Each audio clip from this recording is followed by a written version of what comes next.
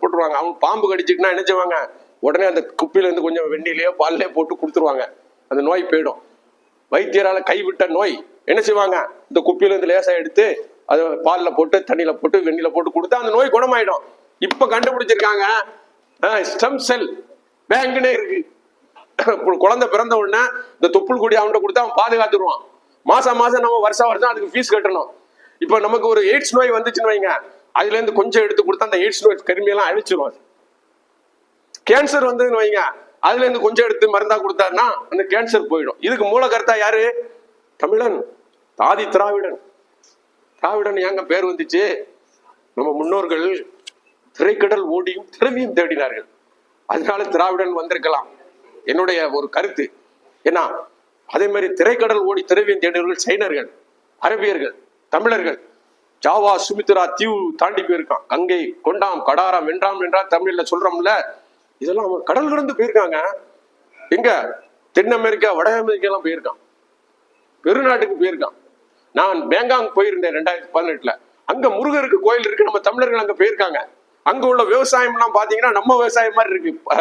நெற்பயிர், கரும்பு, வாழை, அந்த முறைகள் எல்லாம் நம்ம முறைகள்.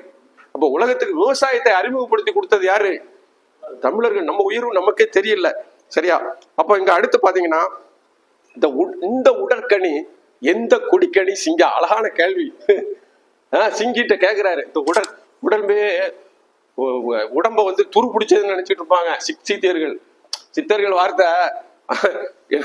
உடம்பு சீக்கிரம் நினைத்தேன், அது உரு பொருள் இருக்கு கண்டேன், அப்புறமா அது வந்து எனக்கு பயன்பட்டுச்சுன்னு சொல்லுவாங்க. ஆனா அப்பா சொல்றாரு, ஒரு கொடிக்கனியோட ஒப்பிட்டு நம்ம உடம்பு சொல்றாரு. தாயினுடைய வயிற்றுல கொடிக்கனியா தானங்க இருந்தோம், தொப்புள் சுத்தி இருந்ததா, ஒரு கொடியில சுரக்கா காய்ச்ச மாதிரி தானே காய்ச்சிருந்தோம். அப்போ அழகா சொல்றாங்க, என்ன இந்த உடற்கனி, நம்ம இருக்க இந்த உடற்கனி எந்த கொடிக்கனி அப்படின்னு சொல்லிட்டு அதுக்கு சொல்றாரு, அது முந்திய தொப்புளு மா கொடி அல்லவோ சிங்கா. இதுல ஒரு பெரிய ரகசியத்தை வைக்கிறாங்க. நம்ம அம்மாக்கு நம்ம பிறந்தோம் அது கொடி, அம்மாக்கு பிறந்த அடுத்த அம்மா, அப்படி அம்மாக்கு அம்மான்னு போனீங்கன்னா கடைசியில அந்த ஏவாள் இருக்காங்கல்ல, அவங்கதான் முதல். அந்த கொடியை பாத்தீங்கன்னா அது மா கொடியா இருக்கும், சின்ன கொடி அல்ல அது. கொடிக்கு போனா மகத்தான கொடி. அதுல நம்ம இப்போ இதுல இருந்து எத்தனை கொடி போகுதுன்னு நமக்கு தெரியாது, அப்படிதானே? அப்ப அந்த கொடியில இருந்து கனி மாதிரி நம்ம காய்ச்சி வந்திருக்கப்பா. நீ வந்து உன்னை தப்பா நினைச்சிடாத, மனித பிறப்பு மகத்தான பிறப்புங்கிறது அப்பா சொல்ல வராங்க. அடுத்து சொல்றாங்க, அதனாலதான் தொப்புள் கொடி, தொப்புள வந்து தொப்புள் அந்த இது இருக்குல்ல, தொப்புள் கொடியை வந்து இப்போ வந்து விஞ்ஞான உலகமே கண்டுபிடிச்சு அதை பாதுகாக்க சொல்லுது. அப்போ அது என்ன செய்யும்னா, போன உடனே அணுக்களுடைய கெட்ட அணுக்கள்லாம் சாப்பிடுச்சு, புதிய அணுக்களை உண்டாக்கிறோம். இப்போ புதிய அணுக்கள் உண்டாதனாலதான் நோய் தேரல. இப்ப தாய்க்குடைய ஸ்டெம் செல்லுக்கு அவ்வளவு பவர் இருக்குன்னு கண்டுபிடிச்சிருக்காங்க. அடுத்து பாத்தீங்கன்னா, முச்சுடர் என்று நம்ம எதை சொல்கிறோம் அப்படின்னு அப்பா கேக்குறாங்க. முச்சுடர்னு அப்பா கேள்வி கேட்டுட்டு அதுக்கு சொல்றாங்க, உடல், உயிர், ஆத்மா. நம்ம என்ன நினைச்சிருக்கோம், உயிர் தான் ஆத்மா, ஆத்மா தான் உயிர் நினைச்சிருக்கோம். அப்பா சொல்றா 3 சுடர் இருக்கிறது, முச்சுடர். அது என்னது?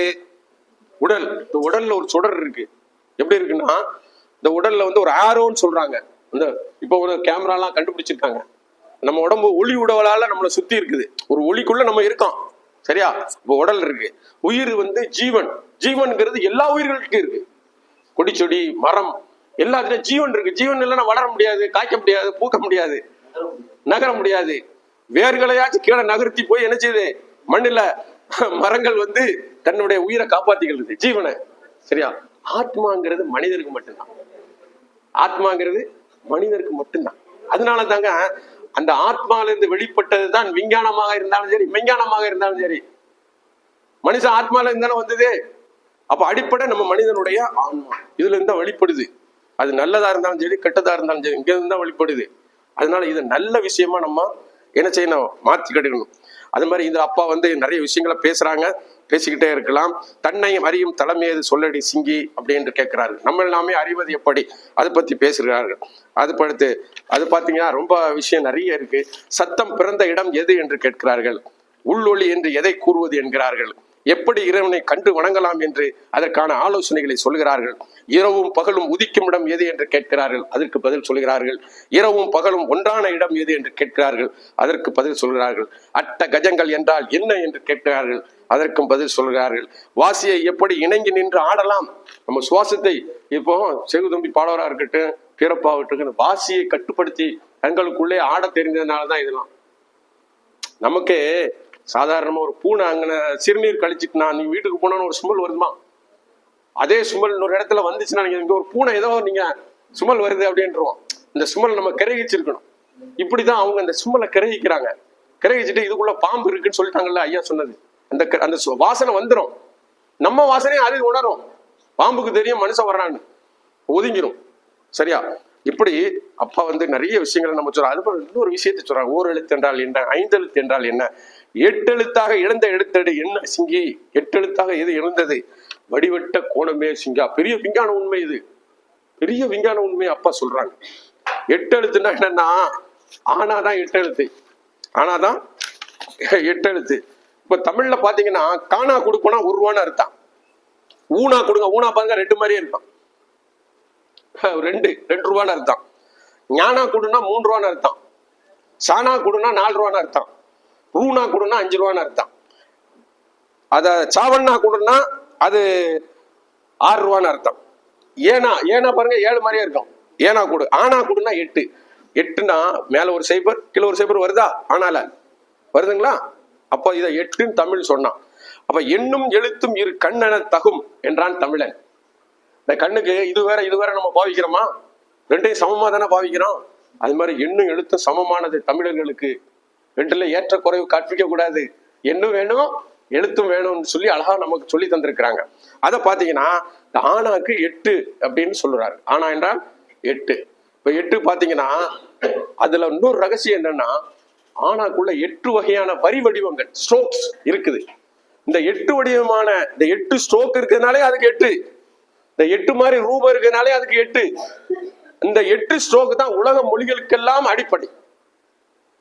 இந்த 8 ஸ்ட்ரோக்கோட 9 ஸ்ட்ரோக் வரல ஆனாக்குள்ள ஒரு ஸ்ட்ரோக். அதனால தான் நம்ம வந்து உயிர் எழுத்துக்களை பாருங்க, உயிர் எழுத்துக்களை சொல்லும் போது வாய் ஒட்டாது. உயிர் எங்கேயாவது ஒட்டிக்கிட்டு இருக்கு தெரியுதா? வாய் ஒட்டாது. ஒட்டாம பேசிக்கிட்டே போலாம். ஏன்னா அப்போ அந்த உயிர் எழுத்து கூட அந்த எழுத்துக்களை உயிரோட்டமா வச்சு நம்மள பேச வச்சிருக்காங்க. புரியுதா? அப்போ ஆனாங்கிறது ஒரு ஞான மொழி. ஏன்னா பூஜ்ஜியத்துல ஆரம்பிக்குது. ஆனா எதுல ஆரம்பிக்குது? பூஜ்ஜியத்துல. ஆவண்ணா எதுல ஆரம்பிக்குது? ஈனா எதுல ஆரம்பிக்குது? ஈனா மட்டும் ஊனா எதுல ஆரம்பிக்குது? ஊன்னா ஏனா ஏன்னா ஐயனா பாத்தீங்கன்னா பூஜ்ஜியத்துல ஆரம்பிக்கும். அது கண்ணுக்கு தெரியாத விஷயத்துலதான் நிறைய பலம் இருக்குன்னு அர்த்தம். பூஜ்ஜியம்னா என்ன? ஒண்ணுமே இல்லை. ஆனா அதுலதான் எல்லா விஷயமும் இருக்கு. கேளும் ஒளியை விட கேளா ஒளியில பவர் இருக்குங்கிறாங்க. பார்க்கும் பார்வை விட கேளா தூரத்து பார்வை லாங் விஷன்ங்கிறாங்க. நபிகள் நாயகம் அது இருந்திருக்குது. தூரத்தில் நடக்குது தெரிஞ்சிருக்குது. அதெல்லாம் நேரடி ஒளிபரப்பு மாதிரி சொல்றாங்க. வருது அந்த போர்ல என்ன நடக்குது, லாங் விஷன். என்ன லாங் விஷன் அதெல்லாம் இப்போ கடல் அலைய பாக்குறோம். அதுக்கு சும்மா பவர் இருக்கு, லேசான பவர். மின்சார அலைய பார்க்க முடியுதா? பார்க்க முடியாத அலைக்கு என்னது? பவர் கூட. அதனால இந்த ஞான மொழி ஆனாங்கிறது 8. அதுல என்ன இருக்குன்னா ஒரு பூஜ்யம். எதுவுமே தெரியாம இருக்கிற இறைவன் இந்த அண்ட சராசரத்தை எல்லாம் ஆட்சி செய்து கொண்டு இருப்பது ஒரே ஒரு வசுதான், ஒன்றுதான். ஐயா சொன்ன மாதிரி பூஜ்ஜியத்துக்குள்ளே ஒரு ராஜ்யத்தை ஆண்டு கொண்டு புரியாமலே இருப்பான் ஒருவன், அவனை புரிந்து கொண்டால் அவன் தான் இறைவன் என்று கண்ணதாசன் பாடினார் இல்லையா? அப்போ இந்த 8 எழுத்து கொஞ்சம் வடிவட்ட கோணங்கிறாரு. இதான் சயின்ஸ் இன்னைக்கு வந்து ஆச்சரியமா இருக்கு. குரான் சொல்லுது இந்த பிரபஞ்சத்தை நாம் எந்த இடைவெளியின்றும் படைத்தோம். இடைவெளி இருந்திருந்தா இன்னைக்கு நம்ம அந்த செல் பயன்படுத்த முடியாது, சில மற்ற தூரத்து இதுக்கெல்லாம் பயன்படுத்த டிவி வராது. அப்போ இந்த தொடர்பு எதன் மூலம் வருது? பிரபஞ்சம் இடைவெளியின்றி இருக்கிறது. இந்த பிரபஞ்சத்தை நாம் இடைவெளி இருந்து அமைத்தோன்னு குரான்ல வசனம். இங்க அப்பா சொல்ற வடிவட்ட கோணம். வடிவட்ட கோணம் எப்படி? 6 வருஷம் அலை வருஷ அலை எப்படி வருது? நம்ம நான் பேசுறது உங்களுக்கு நேரடியா வரல, இப்படிதான் வருது அரை வட்டத்துல. இப்ப கௌபத்துள்ளால பாத்தீங்கன்னா இதை நினைவுபடுத்துவதற்காக ஒரு அரை வட்டம் இருக்கும். கௌபத்துள்ளால மக்கால ஒரு அரை வட்டம் இருக்கும். ஏன்னா அந்த இயக்கங்கள் அரை வட்டத்தில் இயங்கி கொண்டு இருக்கிறது. அதே மாதிரி பாத்தீங்கன்னா ஒரு கல்லை தூக்கி தண்ணியில போட்டீங்கன்னா எப்பமாவது நம்ம யோசிச்சிருக்கோமா, சதுரமா ஏன் போகக்கூடாது, முக்கோணமா ஏன் போகக்கூடாது, செவ்வகமா ஏன் போகக்கூடாது, ஏன் ரவுண்டா போகுது? அப்போ வட்ட வடிவம் அப்பா சொல்றாரு, எல்லாமே வட்ட வடிவத்துல இயங்கிக்கிட்டு இருக்கு. செல்லு வட்ட வடிவமா இருக்கு, செல்லு வட்ட ரவுண்டு. நம்ம கருவறையில போய் உட்கார்ந்த பாத்தீங்களா, ஆணும் பெண்ணும் அந்த கரு சேர்ந்த உடனே நம்ம வட்டமாயிடுவோம். முதல்ல நம்ம ரூபம் எது? வட்டம். அப்பா சொல்றா வடிவட்ட கோணத்துல தான் எல்லாம் எங்குது பாரு. அதே மாதிரிதான் பாத்தீங்கன்னா, இது குகையில போய் இருக்கும்போது அரைவட்ட குகையத்தான் தேர்ந்தெடுப்பாங்க. மஸ்ஜிதில் உள்ள ரூம்லாம் அரைவட்டத்துல இருக்கு. ஏன் அரைவட்டத்துல இருக்கணும்? விண்ணுலக எனர்ஜியை ரிசீவ் பண்ணக்கூடிய ஆற்றல் அரைவட்டத்துக்குள்ள.